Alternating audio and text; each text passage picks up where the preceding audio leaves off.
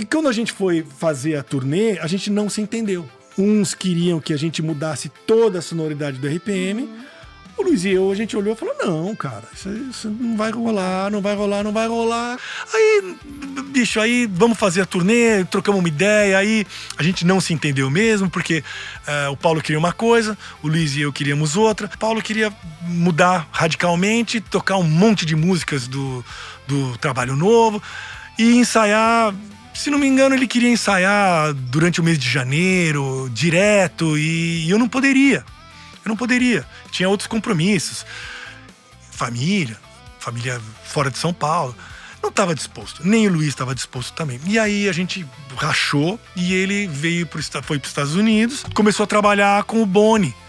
E foi fazer o The Voice ou The Star, eu não lembro qual era o programa. Falou pra gente, falou assim, olha, eu vou dar um tempo, a gente precisa reciclar, precisa fazer, mas acabou não lançando o disco que a gente tinha gravado. Lançar um álbum, divulgar um álbum custa muito caro. E nós optamos por segurar a onda e ver o que ia acontecer, continuando a turnê Elektra. E como eu tinha várias músicas naquele álbum, eu peguei aquelas canções e elas, quase todas, Francisco, estão no meu novo álbum. Essas músicas todas estão lá. Então você pode ouvir as canções que estariam no Deus Ex Machina no meu novo álbum.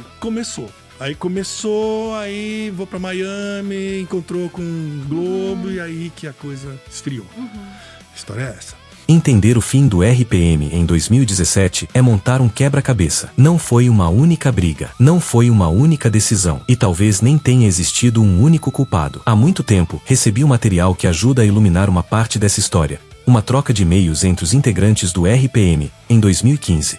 Durante muito tempo, pensei se deveria ou não mostrar esse conteúdo.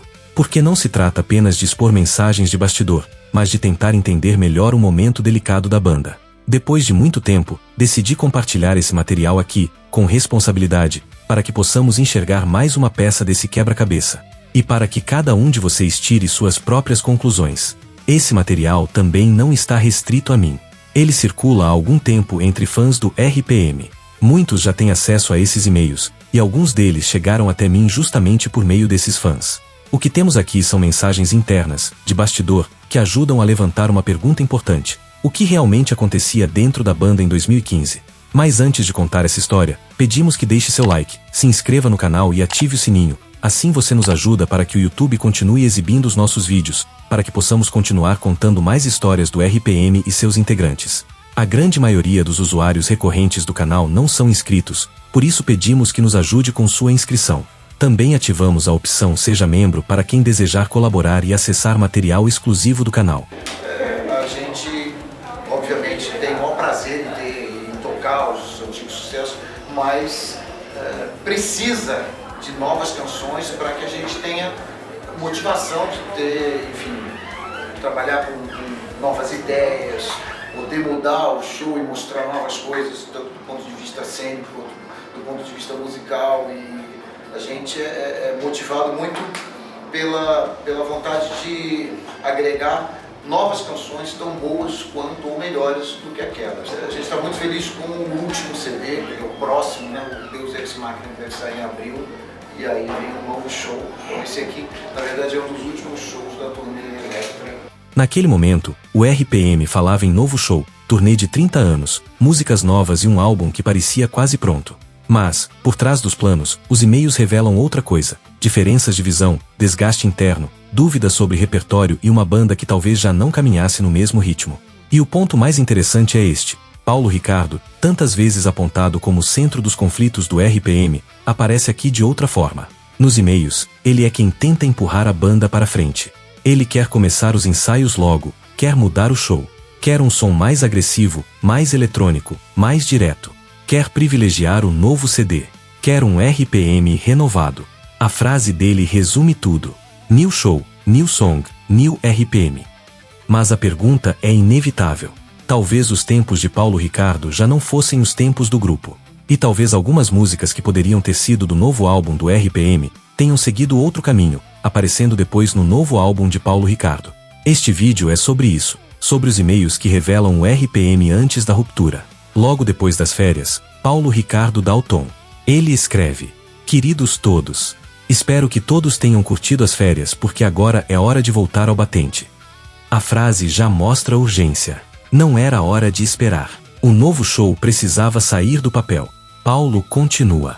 Se não começarmos a trabalhar o quanto antes, não teremos o novo show pronto para abril, como combinado.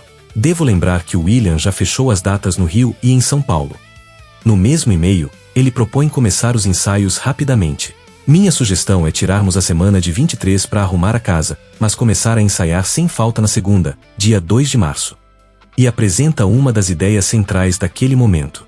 Contaremos com a direção musical do Lucas para nos ajudar a transpor as novas canções para o show, mas também para turbinar as antigas, mantendo fundamentalmente os arranjos mas engordando e atualizando timbres. Essa frase é fundamental. A ideia não era simplesmente tocar os clássicos do mesmo jeito.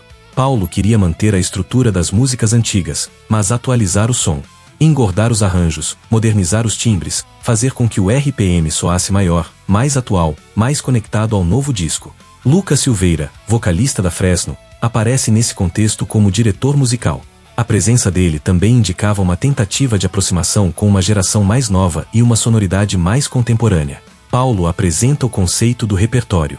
Depois de muita reflexão, montei um setlist que considera nossos 30 anos de carreira, mas principalmente o novo CD. O show deveria celebrar os 30 anos da banda, mas sem ficar preso ao passado. Era uma comemoração, sim, mas também uma tentativa de afirmação do presente. Paulo completa. Acho que devemos tirar todas estas para depois avaliar o roteiro como um todo. Não podemos repetir o set acústico nem outros truques da turnê Elektra e tocar coisas que não tocamos há muito tempo. O novo show não podia ser apenas uma continuação da turnê anterior. E então surge o chamado Show Novo. Entre as músicas propostas estavam Sob a Luz do Sol, Quatro Coiotes, Sete Mares, Feito Nós, Guita, Vida Real, Cassino Royale, Raio X, novo single, Ai Gobierno Só e Contra, Como Você, Isabela e o Rádio Pirata ao vivo completo. Paulo ainda menciona que, ao todo, seriam 21 músicas, e que poderiam incluir Exagerado. Na frente, em outro e-mail sobre o show atualizado, aparecem também Louras Geladas, Juvenilha e Pérola. Esse listado não era apenas uma lista de músicas. De um lado, estavam os clássicos inevitáveis. Do outro lado, estavam canções menos óbvias, músicas novas e escolhas que apontavam para outro caminho. Cassino Royale, Raio X, novo single, Como Você, Isabela, além de Miss You, dos Rolling Stones, em uma possível versão RPM. A proposta de Paulo Ricardo parecia clara. O show precisava reconhecer os 30 anos da banda, mas não poderia ser apenas uma celebração nostálgica. O RPM precisava soar vivo, atual, agressivo, eletrônico. E Paulo deixa isso explícito em uma das frases mais fortes de todo o intercâmbio. Temos que mudar, vir mais agressivos, eletrônicos. Privilegiar o CD novo. O RPM de 2015, na visão de Paulo Ricardo, precisava se afastar da zona de conforto. Não bastava tocar os sucessos. Era preciso apresentar uma nova atitude. Ele continua. As pessoas que foram à turnê Elektra têm que sentir uma puta diferença, pra melhor, em relação ao novo show. Chega de covers. Chega de dois. De onde está o meu amor? Já deu no saco. New show, new songs, new RPM. Paulo queria deixar para trás o excesso de covers, as baladas repetidas e os truques da fase anterior. Luiz Schiavon responde com cautela. Ele não nega a necessidade de renovação, mas demonstra preocupação com o excesso de músicas pouco conhecidas no repertório. Ele escreve: como já havia dito, acho que tem muita música pouco conhecida ou desconhecida. E cita um exemplo concreto. Tem coisas que já testamos, como Estação, que apesar de estar no ao vivo, não funcionou na turnê do Elektra. Essa observação é importante. Schiavon não estava apenas defendendo os hits. Ele estava lembrando que uma música pode funcionar no disco, pode ter valor histórico, pode agradar aos fãs mais dedicados, mas não necessariamente funcionar ao vivo. Para ele, o palco era o teste definitivo. Por isso, Schiavon propõe: como estamos falando de ensaios, sugiro tirar tudo, ver como fica e decidir. Enquanto Paulo apresentava uma direção estética forte, Schiavon propunha o teste real: ensaiar, ouvir, sentir a dinâmica das músicas, entender o que funcionava e o que não funcionava. E ele explica: as coisas mudam muito entre a teoria e a prática e muitas vezes o encadeamento de 2 ou 3 músicas que não são hits faz uma mágica acontecer e vira um grande momento no show. Esse é um dos trechos mais interessantes dos e-mails, porque mostra Schiavon pensando o show como arquitetura musical. Não apenas como uma sequência de sucessos, mas como uma construção de clima, tensão, surpresa e respiro. Na visão dele, o problema não era tocar músicas menos conhecidas. O problema era saber onde e como colocá-las. Esse ponto revela o contraste entre as duas forças dentro do RPM. A discussão também passa pelo possível momento acústico. Paulo queria evitar a repetição dos covers já feitos. Um acústico lá na Meiuca que tinha se mostrado uma coisa muito legal. Era muito legal o acústico que a gente fazia. E a gente queria manter isso e o Paulo queria mudar radicalmente, tocar um monte de músicas do trabalho novo. Schiavon concorda que o formato poderia ter valor, mas com outro tratamento. Ele escreve: aproveitando, também acho que o momento acústico pode ter seu valor, mas não com os covers já feitos. Talvez alguma canção que não ache seu espaço no formato normal possa renascer e ter um lugar se tratada de forma diferente. Paulo responde tentando tranquilizar Schiavon. Concordo com tudo, só queria te garantir que, salvo engano, todos os nossos hits estão ali. Ou seja, Paulo sabia que os sucessos eram obrigatórios.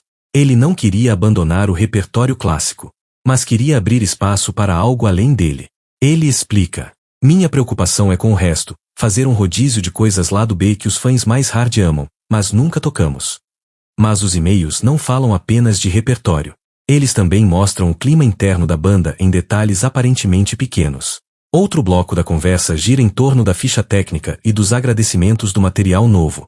Parece um assunto simples, mas até nisso aparecem diferenças de temperamento. Paulo Ricardo abre a conversa de forma direta.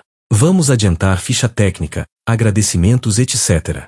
Mas vamos evitar agradecer a tiazinha do café, Deus etc. Logo depois, completa com ironia. O espaço é exíguo e, cá entre nós, ninguém lê essa porra mesmo. Nem nós. Muito menos Deus. E continua. Lugar de agradecer a Deus é na igreja. E também fala. Agradecimentos a cachorros, papagaios etc. também ficam preferencialmente fora. É hora de agradar os patrocinadores. Já Luiz Schiavon apresenta uma lista mais pessoal. Ele agradece Cássio Brasil, Roland Brasil, Quanta Music, mas também inclui agradecimentos especiais à minha família, amigos, família RPM e a todos que, das mais diversas maneiras, me deram apoio num momento muito difícil. E é aí que Paulo reage e propõe. Proponho colocar todos os apoios juntos, sob o título Apoios. Depois se dirige diretamente a Schiavon. Baixo astral esse papo de momento difícil, podemos deixar isso de fora. E continua. Eu particularmente acho cafona agradecer família e amigos. A gente agradece a eles pessoalmente, ok? A frase mais forte vem logo depois. Somos uma banda de rock. Let's rock. Foda-se essa viadagem. O RPM de 2015 não era uma banda parada no tempo. Era uma banda tentando decidir como seguir em frente sem trair o próprio passado. Quando Paulo escreve temos que mudar, vir mais agressivos, eletrônicos, ele está tentando recolocar o RPM em movimento. Paulo parecia querer acelerar. A banda parecia precisar de outro tempo. E quando os tempos de uma banda deixam de ser os mesmos, a ruptura começa antes do anúncio oficial. O que esses e-mails revelam é um microcosmo da própria história do RPM. Uma banda capaz de criar momentos gigantescos, mas quase sempre atravessada por choques internos, visões diferentes e uma tensão permanente entre modernidade e nostalgia. Talvez esse novo RPM nunca tenha se consolidado completamente como Paulo imaginava. Talvez as diferenças internas, a história pesada e as circunstâncias tenham impedido que aquela ideia chegasse até o fim. Mas esses e-mails mostram que a tentativa existiu. O RPM de 2015 não era apenas uma banda ensaiando um show. Era uma banda tentando descobrir se ainda podia nascer de novo.